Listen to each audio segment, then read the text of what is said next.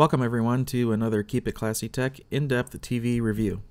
So today we have the Samsung Q70A in 55 inches, and this is Samsung's 2021 most affordable TV that has 4K 120 Hz for gaming.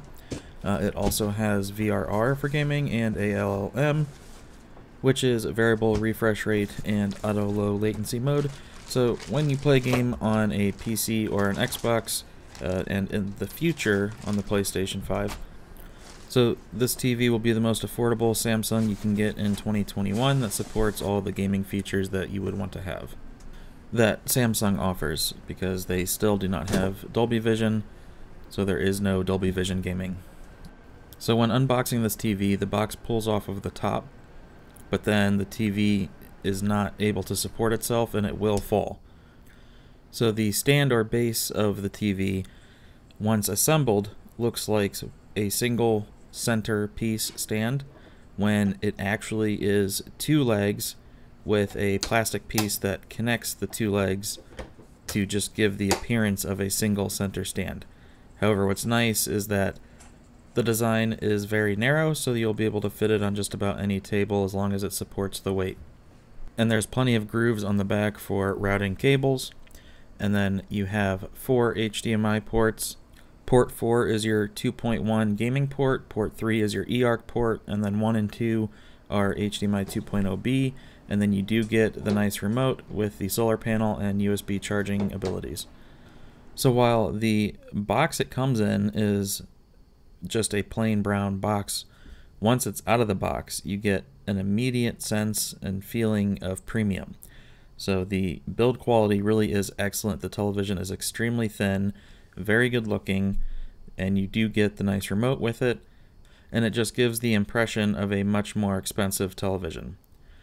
So for the rest of it, it's pretty much overall average in picture quality, but it does have good processing, apps, plenty of controls and settings, and it should be reliable and last a long time, being that it is a name brand and higher up in the hierarchy of the models that they offer.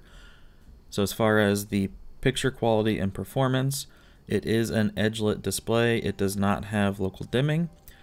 The positive to that is you won't see any blooming, and all of the brightness patterns, so in SDR and HDR, regardless of the pattern size, the television measures between 550 and 600 nits.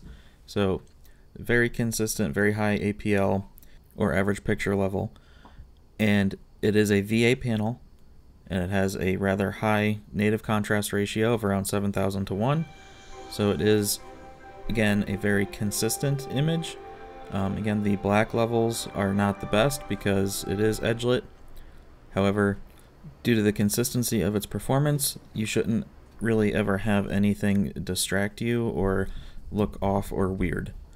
So no blooming, no haloing, nothing like that. So you just saw the game bar, and now doing some setting adjustments. Also, the television does have really good motion with lots of motion controls. However, do note that in movie mode, it does force some level of soap opera effect. So now here on the PlayStation 5 in HDR, this is the default settings here in game mode. And there really isn't too much that you need to do. Contrast enhancer should be off, but it's going to be personal preference. Just showing a few times kind of how it changes the image. Again, for accuracy you would turn it off, but a lot of people will probably want to leave it on, especially when gaming. And then for the color tone, warm 2 is the most accurate setting out of the box. However, it is actually a little bit too warm. So if you don't want to mess with white balance settings, you may prefer to just use warm 1, which again is less accurate, but I have a feeling that's what more people will prefer. The shadow detail, if you drop it to -1, will help the perceived black level. And then color space, in HDR you can leave it on native, but it should just pretty much be auto in SDR and HDR so that it can pick the correct color space regardless of the content. And then buried deep into the general settings, First is the power options, which was default like this, so that's good. And then you have to go to device manager, and then that's where your game mode settings are. So I don't like that they buried game mode settings that far into the menus. I know most people won't find it. So game mode, just leave it auto. The black equalizer will raise the black level to make shadow areas brighter. However, you really shouldn't need to do that with this TV. And then there is game motion plus settings to adjust motion in games, which does affect the input lag a little bit. I think goes up to around 20 milliseconds, give or take, when using this. But for most people, that's fine, and it's a lot better than using one of the movie or other picture modes instead of game mode. Alright, so now to quickly test the speakers.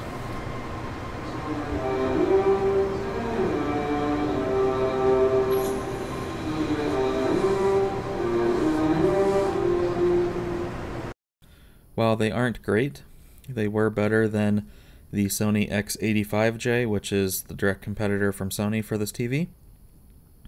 However, I do think you would get an improvement with even like a $200 soundbar. So again, here showing different levels of contrast enhancer in a game. And then here I was checking for any ghosting or streaking or anything like that, and there's a extremely small slight hint of it, but nothing that wouldn't be expected on an LCD in the first place, and certainly not a deal breaker in any way. Completely expected, and it's much less ghosting than I saw on the X85J. So now moving into movie settings. So this is HDR movie mode. Again, you can leave most of it alone. Just make sure you're in warm 2, and then here are the 2-point settings that I did for the white balance to get to D65. And then here is SDR. So at 13 brightness, that was around 200 nits or so, and it kept the black level fairly deep. Contrast needed to be dropped to 40. And here's the white point settings for SDR to get to D65. And this was for 2.2 gamma. And again, shadow detail at -1 to help the black levels. So here again is the game bar now on the Xbox showing Freesync Premium.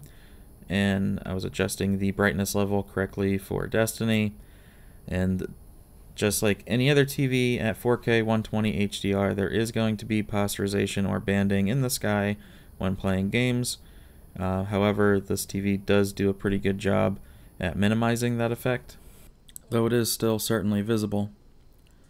So another thing to keep in mind, this was shot a few weeks ago on my old camera, so it still cannot capture the full range of the television.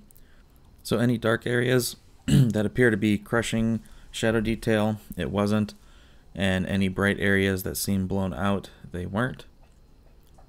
Also, for whatever reason, whenever I was shooting a Samsung TV with that old camera, some scenes would show like a crosshatch pattern across the screen, especially if it was a flat bright area. So you may see that in some of the content, but that's not there on the screen in person. I wonder if it has to do with a certain kind of filter that Samsung may use for diffusing reflections or something, and the camera somehow picks it up. Not really sure. So I do want to point out that this is not a really high-end TV. So it's not like you're going to get QN90A performance for half the price or something like that. This is a lower tier television.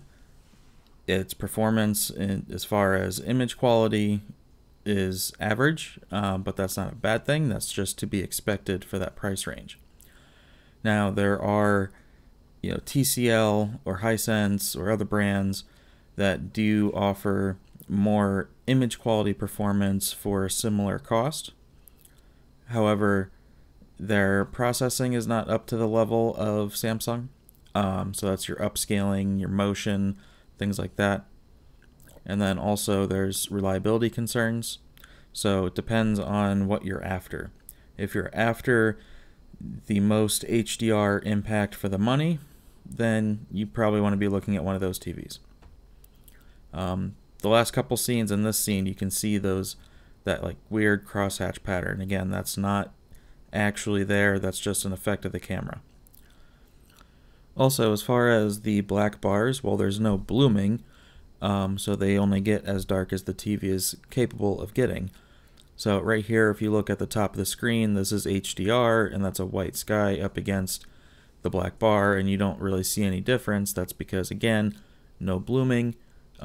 It's just the black is a little bit lifted, and it's not really black, it's just a dark gray.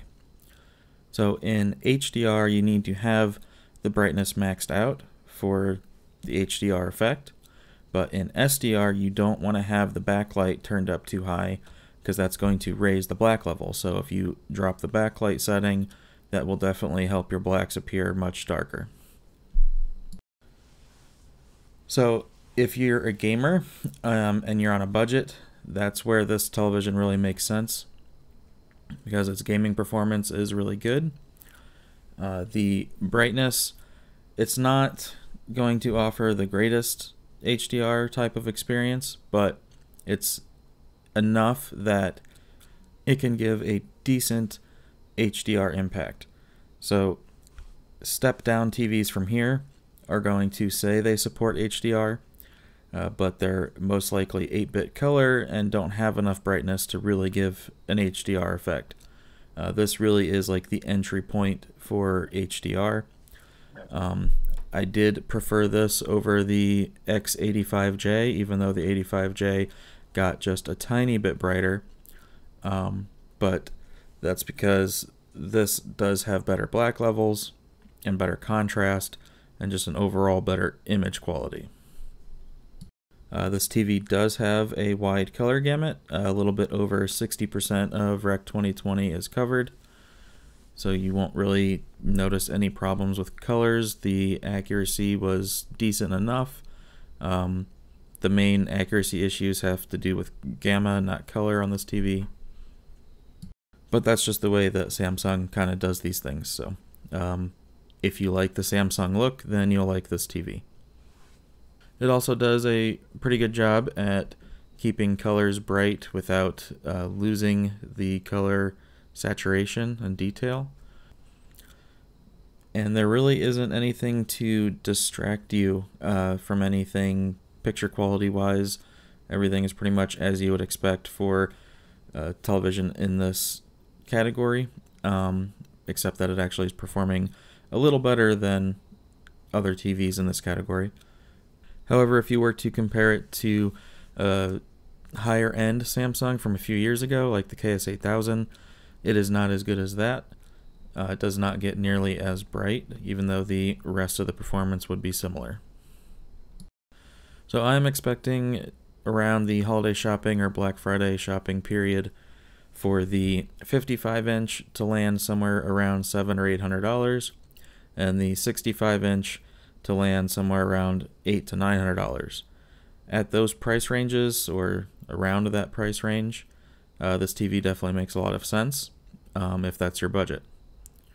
At the current prices, it is a little overpriced, and it would be worth paying an extra $100 or $200 more to get the Sony X90J, as that TV does have pretty good local dimming and blooming control while also getting significantly brighter, but that would be the next step up. There really isn't anything in between. And as far as Samsung's side, you would have to go up to the QN85A, but that's a ADS or IPS type panel and has some issues. So really you would be looking at the QN90A. So I think Samsung has a pretty big gap there. You wouldn't want to go with the Q80A because that's also an IPS or ADS panel, but without the mini LED backlighting. So for me, I would say on the Samsung side, this would be your entry point, the Q70A, and then the next step up worth considering would be the QN90A. And then if you wanted something in between, you would be looking at like the TCL R646, which I haven't tested yet, but I hope to soon. But I've heard good things about it. And the Sony X90J. And then after that, you're up in OLED territory. So at this price range, there really isn't much else to consider, except unless you wanted to go with one of the other brands that aren't as well established. So the end note for this is it doesn't really do anything bad or unexpected for its price range and what you would want out of it. That said, I do still think that the current pricing of like $1,100 or so, $1,000 to $1,100, is a bit too much for what you're getting, at least based off of what we got last year. But there, again, really isn't a whole lot of options from the name brands that would compete with this. So,